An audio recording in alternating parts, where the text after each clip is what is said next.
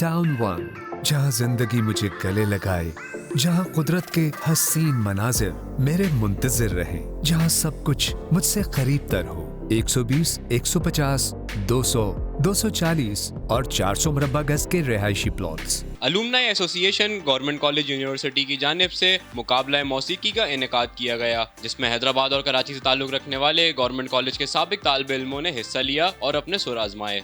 मौसीकी हमेशा तारीख के साथ जुड़ी रहती है और अगर आपकी तारीख बड़ी मजबूत है तो आपकी मौसीकी भी मजबूत होती है।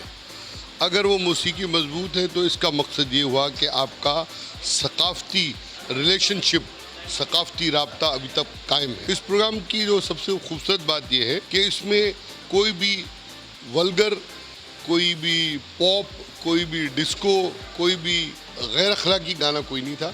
सारे गाने ही बढ़िया आला। हमारा असल काम तो ये कि स्टूडेंट की वेलफेयर का काम, और पहले कॉलेज की वेलफेयर का था, अब यूनिवर्सिटी की वेलफेयर का काम।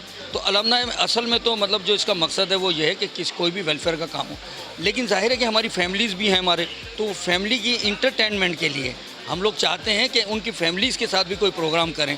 तो उसी मकसद पे हमने ये वेटरन्स का एक सिंगिंग कंपटीशन रखा था। मुकाबले के उम्मीदवारों ने यक बाद दीगर अपनी आवाज़ के जादू से समा बांधा और सुनने वाले भी महजूज हुए कि ये हमने एक एक्टिविटी की है अलुमनाई एसोसिएशन के हवाले से। तो आज हमने अपने जो आपने सिंगर्स जो सुने, ये प्रोफेशनल सिंगर नहीं है, ये वो लोग हैं जो घर में बैठकर शौक़ होता है अपना शौक़ पूरा करते हैं। गवर्नमेंट कॉलेज कालीमोरी के नया सीनियर लोगों ने अपनी गुलकारी का मुजाहरा किया, ख़ास तौर पे गुलाम नबी मोराई साहब ने, जिन्होंने पहली पोजीशन भी हासिल की है।